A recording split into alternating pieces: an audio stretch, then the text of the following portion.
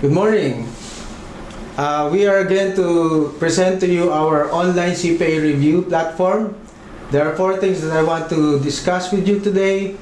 Number 1 is the topical search that we have already in place in our platform. Number 2 is there is low mobile data requirement whenever you want to access our videos. And then number 3, test banks are already uploaded and ready for use. It's more than 6,000 for all the 6 subjects. And then number 4 is I'll be showing you some of the testimonials from our current users. So let's start. This is our e-learning platform, and then to maneuver it, you have to go to CPA review lectures. For those who are enrolled with us in 2019, they can still access the 2020, but if you will enroll at this time on or before June 30, 2020, you will have to pay only 6,000 pesos if you're graduate, 3,000 pesos if you're students, and then there are certain requirements which we can give to you separately. If you enrolled at this, time, you will just have to access 2020, and then this is how it looks like. If you will go to RFBT, for example, this is already updated up to for October 2020 CPA LE. If in case there will be releases of new laws, rules and standards for FAR, AFAR, auditing, then tax, of course, if there are new releases, then we will update. We will ask our reviewers to update. Now, as you can see, there is a topical search here. If you are interested in cooperatives, PDIC, anti-money laundering, you will just have to look at these parts of the lectures, and then inside you will just have to look for the time stamping. Let's take the example of cooperative for found in lecture 2 of part 5. So look at this one. This is lecture 2 of part 5, cooperatives. So we will check cooperatives here. Yeah, this cooperative. So this is the lecture. This attorney David Aquino, and then we will just forward because he's still about to start a break. Okay, so okay. On na natin, kuya. Alright. Okay, kay Sir Raymond, maraming salamat for having me here. Parang concert, I'm now on my 3rd set. Okay. Parang may dala ako sariling tissue no? Nasaan tayo? Central Bank Act, I think wala nang dapat masyadong ituro dyan kasi ito lang ang tinatanong dyan. Di ba? Tinanong ko yan sa inyo, diniscuss ko sa nego, kung magbabayad ka ng 1 peso hanggang 1,000 pesos pwede. 1 peso, 5 peso coin, 10 peso coin, pwede po tayo sa hanggang sa 1,000. Pwede natin palakasin yung volume, pahinaan. Weekend forward. Pahinaan ko lang. Weekend forward. Pero diba mo, kailangan may justifiable reason. Dito po ang tanong. O yan, tingnan nyo na mabuti ang iba't ibang klase ng cooperative. Forward again. Wala. Ang mga kapatid nating iglesia, under their religion, bawal silang sumali sa kahit anong mga ganyan. Alright. Transportation, bottom risk. Transportation by vessel, by land. You can rewind. Police, sundalo. Narinig niyo na yung salitang commissary. Alright, so let's move on to another example. Let's go to what else? Maybe RPT. Okay, MAS. Let's see MAS. This is Sir Karim Gonzalez Abitago, our first placer in May 2016 CPA LE. So let's see, for example, standard costing, and then so these are the contents. anything here, let's say this one, So for the handouts, you'll just have to click here and then you'll see, and then it's downloadable. You can print and then just you do not have to pay for the cost of printing, because you can already print at your own house or in your office or. So good morning everyone. So for this today is- we will finish again 2 topics. First would be MS8, activity-based costing, and TQM. Then afterwards we will finish also standard Let's forward. ng leather bags na ginagawa mo, meron tinatawag na typical na leather bags, saka meron tayong tinatawag na sophisticated, sir. Turn on the volume. Of production, in terms of production, you expect na siyempre dahil yung isang product, yung typical na leather box ay typical lang, so mas madali siyang gawin. Yung isa, mas komplikadong gawin, so you expect, based on production, sino mas mataas ang production? Malamang si typical. Tama ba? Kasi siyempre typical lang siya gawin eh. Hindi sophisticado o detalyado yung pagkakagawa sa kanya. So in the Let's forward. drivers at different cost level. Mapapansin mo mamaya sa problem solving.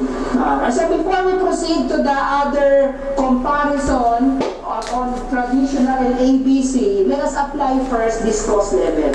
Let us answer, kapag ang overhead mo, ang isa sa mga pinakamalaking cost mo in terms of total manufacturing cost, ako medyo kabahan ka na, more likely, you need to use ABC. Kasi remember, yung direct material, direct labor, hindi mo problema yan. Hindi ina-allocate yan, it is more... Alright, so that is Sir Karim Abitago. And then going back, let's talk about our test bank. So you can see that the response of the computer, the laptop, is very fast. It will also be very fast in your mobile. So this is the test banks. Say, let's say AFAR. There is a total of 6,000 items here. Let's say 2020. This one. And it's there it is. So there are solutions, there are answers and solutions. This is a total of 32. All right, so this is an example of our test bank, and then that is for AFAR, and the question with answers. But what we will do is we will put the questions without answers first, and then in the next page will be the same questions but with the highlighted answers.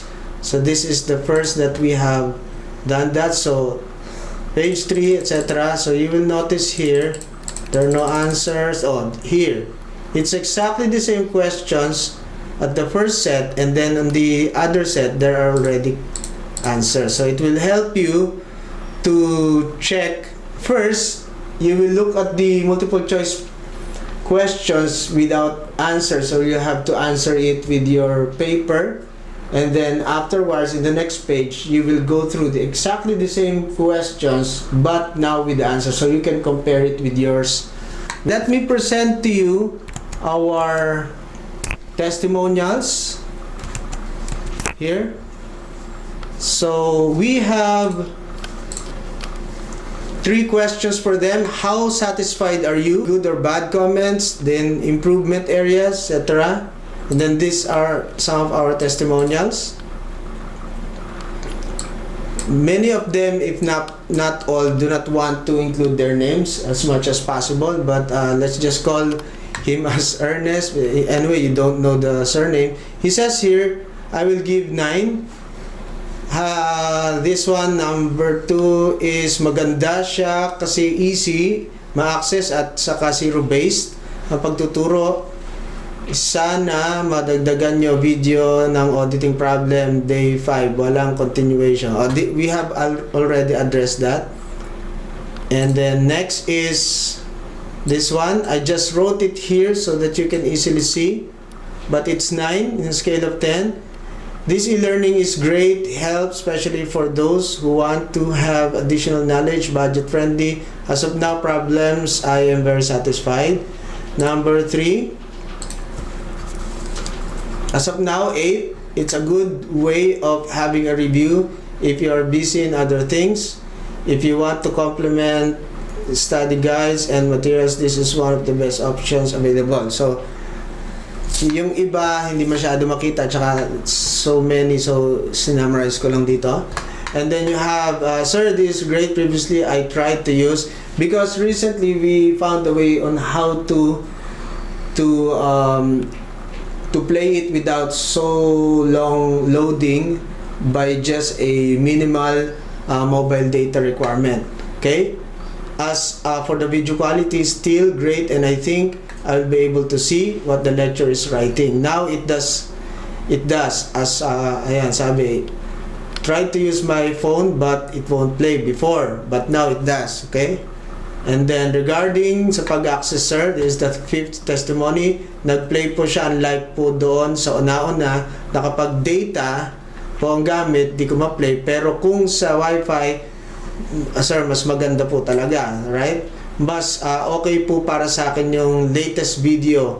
Makakapili rin ako kung anong quality, kung high quality, medium, or low quality. Pero hindi naman po gaano maapektuhan yung video and audio. Alright? But I think e-learning platform is commendable, especially for those working, etc. Ito, 5 lang yung kanyang rating. Pero maganda naman yung kanyang sinabi. I understand and I learned a lot from the time I started watching his videos. He's talking about Sir Karim dito eh. Sobrang dami kasi, so hindi ko na sinulat. Na hindi siya nakakaantok. I think madami pong matututunan. The only downside is internet. But we have actually addressed this. So this is May 5 by the way. And then May 6. 8 ang kanyang rating. So we are erasing the name, the email address, because some of them prefer not to be they prefer to be disguised. This is 8. The lectures are excellent. Concern ko sa audio, some videos are with errors. On audio, we have actually fixed that. Yes, I already recommended it to some reviewees. I even managed to be part of the top 50. Wow, congratulations, Christian. In CPAR, kailangan, pwede ba talagang sabihin niya? Anyway, yan kasi yung sinabi niya eh. And CPAR is a, how should I say it? I think right now, number 1 pa rin ng CPAR, no? Kasi yan talagang napakatanda ng review school, no? And it's really very, a lot of top-notchers come from them. This March 2020, before the lockdown, it needs to be regularly updated from the topic, especially taxation. Sobrang helpful. Well, anyway, so thank you so much. You're such a blessing po talaga para sa aming mga gustong mag-CPA. Thank you po talaga. God bless them. So, yun po yung mga nakasulat. Inilagay ko lang dito. Sir, good afternoon po. Thank you po sa table of contents. As I have shown you, meron na po tayong table of contents. May outline. If you want to go straight to the topic, this is the topical search benefit that I was talking about.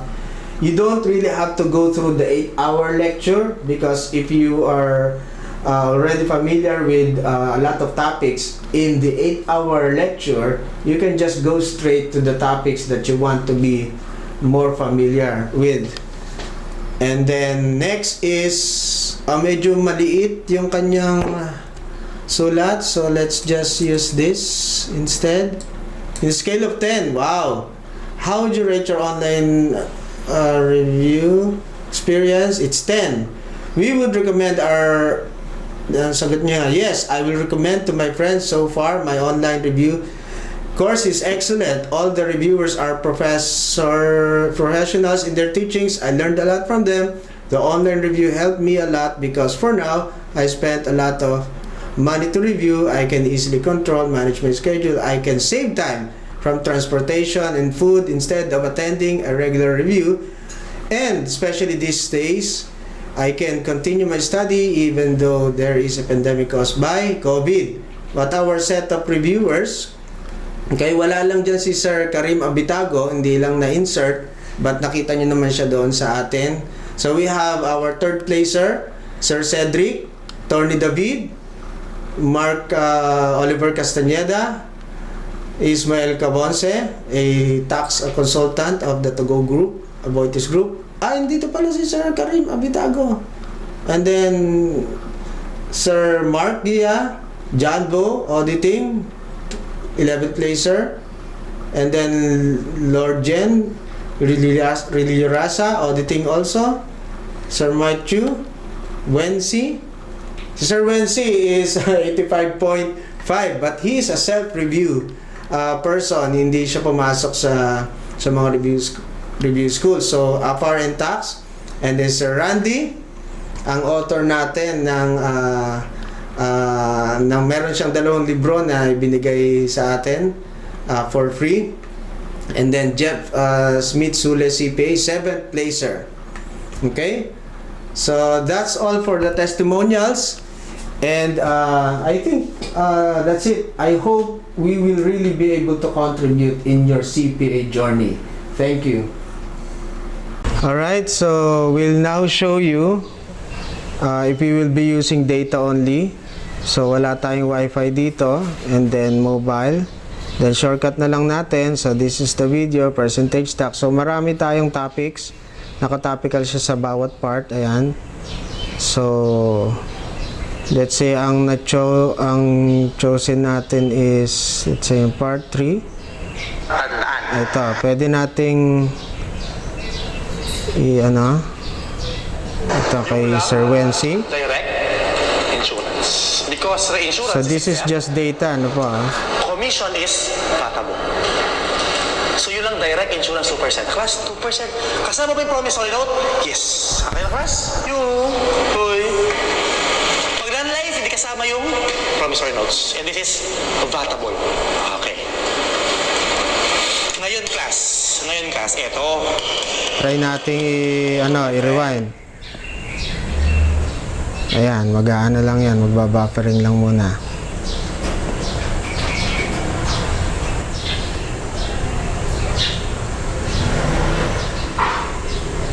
Yan siya. Ngayon, question. Paano siya-charge itong 10%? Okay. Si Telecom class, automatic, kinakaltas niya na doon sa prepaid load mo. So kapag tumawag, so merong lag time na mga so sino kausap ni BIR 6 class? siguro? 7 seconds, no? The telecommunication company. So, yun po yung ating e-learning. Si Telecom.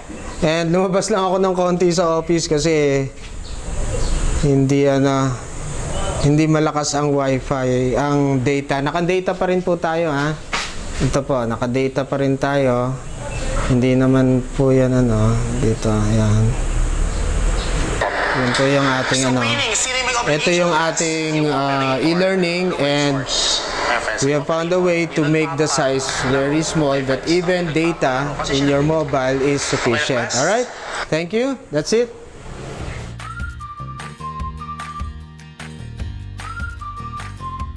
Good morning, everyone. This is Raymond Banaig, the founder of LCRC, Online CPA Review. And today is May 11. Today also, we will hold our second batch of raffle draw for our free online CPA review. And this started on April 29. So, okay, Eman. So how many are we here as witnesses? We have Joy, you, Ryan, and Earl. Okay? So let's proceed with our second batch of raffle draw. Share your screen. Okay po. So, ito po yung raffle natin meron po tayong 34 contestants and we have 388 entries. So, ito po, i-click lang po natin yung ready to award, and automatically po lalabas po yung emails ng mga users na nanalo po. So randomly, electronically selected, and meron tayong internal control. Hindi natin pinili kung sino yung lalabas, right? Yes po. Okay, so let's do it. Okay po. I-click ko na po. Is it recorded? Yes. Okay, good. So, ito po. pumasok na po. Okay, so I think these are 3 new winners. We have Palomer Babelin at gmail.com, Jeg Cortez, gmail.com, JP Cornelius at gmail.com. Thank you. And I think this is it. And congratulations to all the 3 winners. We will send you an email and so that we can start giving you an access for 12 months straight. Thank you, and I hope we will be able to really contribute in your CPA journey. May God bless you all.